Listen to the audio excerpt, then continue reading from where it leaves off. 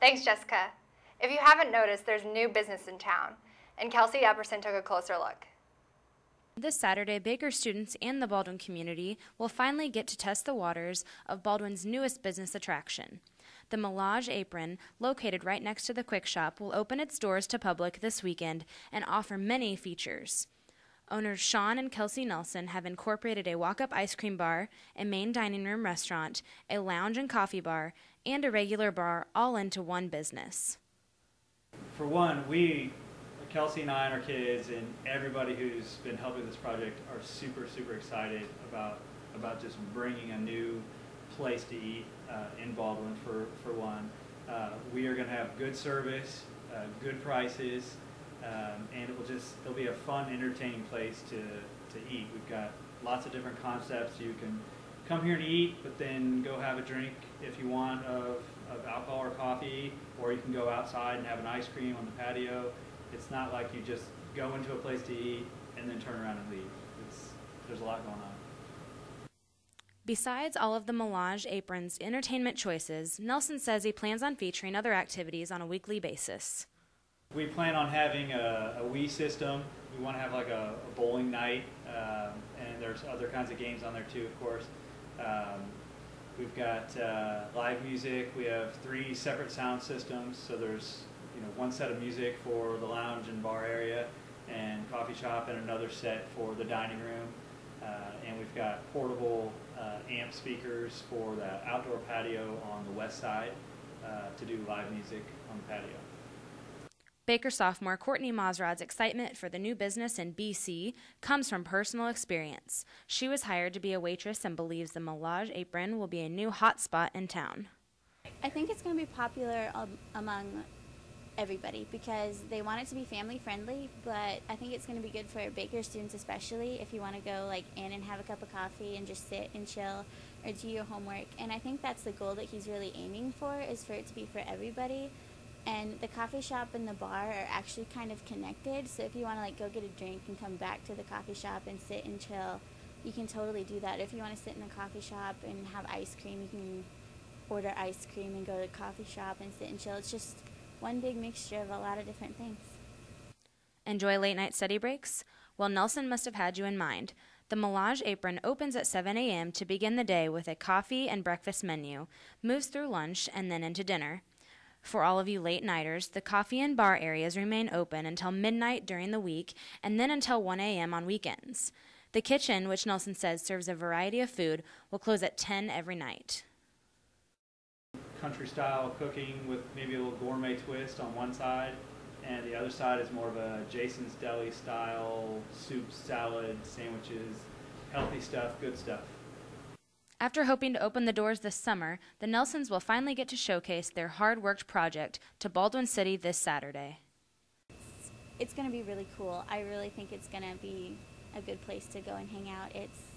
I'm really excited for it. This has been Kelsey Epperson, KNBU TV. Thanks, Kelsey. We're going to take a quick commercial break, but stay tuned because coming up next, I sit in studio with Bruner.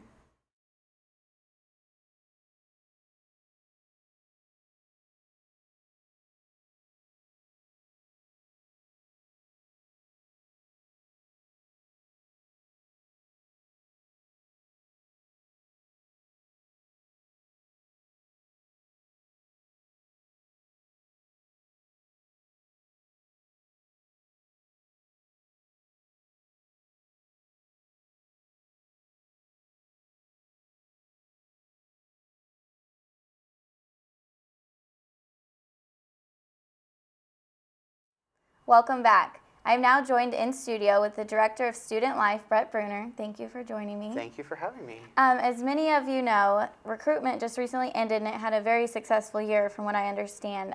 If you could just go into detail a little bit about the numbers for both men and women. Definitely. For fraternity recruitment, we had 87 men were offered bids and 68 of those men have accepted bids. In comparison to last year's fraternity recruitment, we only had 45 men offered bids and 35 accepted. Oh, wow. So so our numbers were nearly doubled. For sorority recruitment, 51 women completed sorority recruitment and were offered and accepted a bid. So that number is pretty similar in comparison to where we were last year for sorority recruitment. Maybe a little bit lower, but pretty much right on. What were some of the changes that were made that made it so successful? For men's recruitment this year, the Interfraternity Council took a much more laid-back, casual approach to formal recruitment. Instead of doing recruitment very similar to the way sororities have done recruitment, they still kept the tradition of chapter house tours on the first night of recruitment. But then for a period of about a week and a half, there were open events at individual chapters. We publicized every chapter's event. So it may have been Ultimate Frisbee at one chapter, a barbecue at another chapter. Men were not required to go to any certain number of events. They could come and go to events as they so pleased. And so it really encouraged them to find that fit in a much more laid-back atmosphere than in the past that was very formally structured. For the women for the first time moved recruitment back 1 week into the school year based upon feedback that we received from people who went through recruitment last year. They said that first week was just too stressful with classes, athletic practices, the transition to college. They suggested moving it back a week. So we moved it back a week. We also eliminated one night of formal recruitment itself and by merging 2 nights together. And so we created Sisterhood Night, which was a merge of Skit Night and Memories Night in the past. And so a new kind of schedule for the women as well. Yeah. Do you think that you plan on to continue this for the future years to hopefully remain successful? Right. I think right now both the Interfraternity Council and the Panhellenic Council are looking at how recruitment did. They're gathering feedback and data through surveys of everybody involved, the chapters, the people who went through recruitment, alumni and alumni advisors, to kind of see their feedback. And then ultimately that decision will be theirs to make, to see if they want to stay with the recruitment schedule we had this year, revert back to last year, or find a happy medium in the middle. And you oversee Panhellenic, correct? Yes. What exactly is that and what do you do? Yeah. Panhellenic Council is the governing body of our 4 national Panhellenic Conference sororities on this campus: Alpha Chi Omega, Delta Delta Delta, Phi Mu, and Zeta Tau Alpha. I'm the advisor to Panhellenic, so I work with the 7 members of the executive board in all they do. Besides recruitment, programming, risk management, finances, everything that the Panhellenic Council does, I'm there to advise them throughout that process. So you do a lot. What other responsibilities do you have on campus? In addition to working with Fraternity Sorority Life, I also coordinate Wildcat Welcome, new student orientation, which happened the first week when students moved in. And so I advise the orientation team, all the orientation leaders, and our 2 orientation student directors, as well as coordinating all of those events. And ultimately, I'm also working with leadership development on the campus-wide. Our students have said that there's a need for a campus-wide leadership program, and so right now we're working on developing what is going to be entailed in this campus-wide leadership development program. I see. Well, with all of the budget and staff cuts, what extra things have you had to take on recently? Wildcat Welcome is one of those new responsibilities on my plate. I think we had a great Wildcat Welcome. The orientation team was great to work with. We brought some new programs to the first week of activities, and definitely some school spirit to welcome our new students and their parents and families. Well, that's good. Well, thank you for joining me today. Thank It's very you. nice to meet you. Nice meeting you. And we'll send it back to Tiffany in the studio. Thanks, Jessica.